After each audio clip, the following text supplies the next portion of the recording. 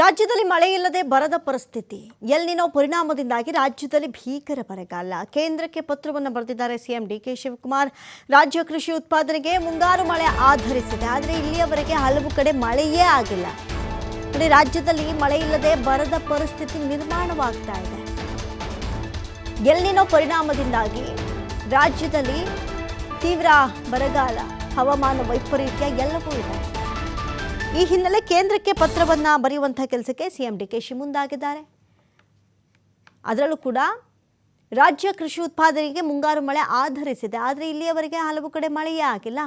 18 ಜಿಲ್ಲೆ 141 ತಾಲೂಕುಗಳಲ್ಲಿ ಮಳೆಯ ತೀವ್ರ ಕೊರತೆ ಆಗಿದೆ.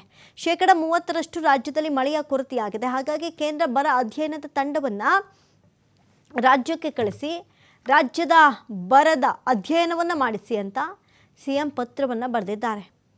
ಇನ್ನು ರೈತರ ಬಗ್ಗೆ ಕಾಳಜಿಯನ್ನು ತೋರಿಸಬೇಕಾಗಿದೆ.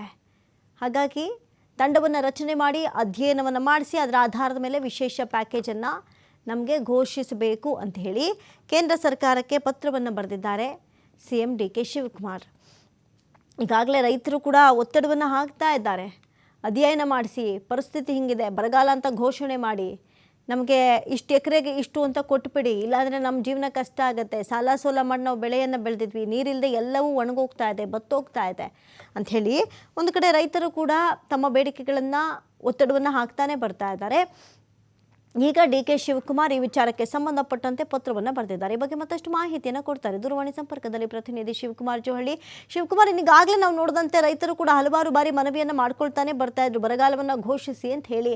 ಈಗ ವಿಶೇಷ ಪ್ಯಾಕೇಜ್ ಕೋರಿ ಡಿ ಕೆ ಶಿ ಏನೇನೆಲ್ಲ ಉಲ್ಲೇಖ ಮಾಡಿ ಪತ್ರವನ್ನು ಬರೆದಿದ್ದಾರೆ?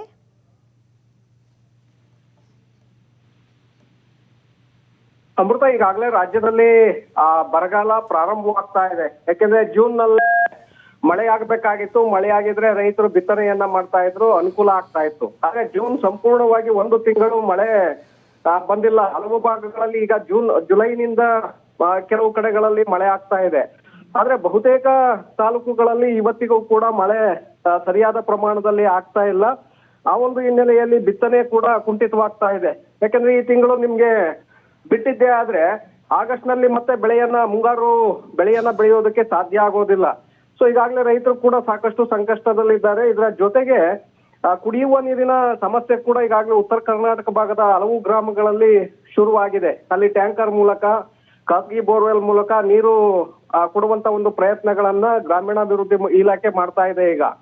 ಸೊ ಈ ಹಿನ್ನೆಲೆಯಲ್ಲೇ ಈಗ ರಾಜ್ಯಕ್ಕೆ ಒಂದು ಬರ ಅಧ್ಯಯನ ತಂಡವನ್ನ ನೀವು ಕಳಿಸ್ಬೇಕು, ಮತ್ತೆ ಇಲ್ಲಿ ಅಧ್ಯಯನವನ್ನ ಮಾಡಬೇಕು. ಸಂಪೂರ್ಣವಾಗಿ ಅಧ್ಯಯನ ಆದ ನಂತರ ನಮಗೆ ವಿಶೇಷ ಪ್ಯಾಕೇಜ್ ಅನ್ನ ಘೋಷಣೆ ಮಾಡಬೇಕು ಅನ್ನುವಂತ ನಿಟ್ಟಿನಲ್ಲಿ ಮುಖ್ಯಮಂತ್ರಿಗಳು ಕೇಂದ್ರ ಸರ್ಕಾರಕ್ಕೆ ಪತ್ರವನ್ನ ಬರೆದಿದ್ದಾರೆ. ಯಾಕಂದ್ರೆ ಹಿಂದೆ ಕಳೆದ ವರ್ಷ ಕೂಡ ಇದೇ ರೀತಿಯಾಗಿ ಸಿದ್ದರಾಮಯ್ಯ ಅವರು ಕೂಡ ಪತ್ರವನ್ನ ಬರೆದಿದ್ರು, ಜೊತೆಗೆ ಅನುದಾನಕ್ಕೆ ಬೇಡಿಕೆಯನ್ನ ಇಟ್ಟಿದ್ರು. ಈ ಬಾರಿ ಹೆಚ್ಚಿನ ಪ್ರಮಾಣದಲ್ಲಿ ನಷ್ಟ ಆಗೋದ್ರಿಂದ, ಯಾಕೆಂದ್ರೆ ನಿಗದಿತ ಗುರಿಯನ್ನ ಮುಟ್ತಾ ಇಲ್ಲ, ಆ ಕಾರಣಕ್ಕೆ ಪತ್ರವನ್ನ ಬರೆಯಲಾಗಿದೆ. ಕೇಂದ್ರದಿಂದ ಅಧ್ಯಯನ ತಂಡ ಕಳಿಸುವಂತೆ ಮನವಿಯನ್ನು ಕೂಡ ಮಾಡಲಾಗಿದೆ. ಈಗ ಕೇಂದ್ರ ಸರ್ಕಾರ ಅಧ್ಯಯನ ತಂಡವನ್ನ ಕಳಿಸುತ್ತಾ ಹೇಗೆ ನೋಡ್ಬೇಕಾಗತ್ತೆ ಅಮೃತ. ಥ್ಯಾಂಕ್ ಯು ಶಿವಕುಮಾರ್ ಜೋಹಳ್ಳಿ ತಮ್ಮೆಲ್ಲ ಡೀಟೇಲ್ಸ್ಗಾಗಿ.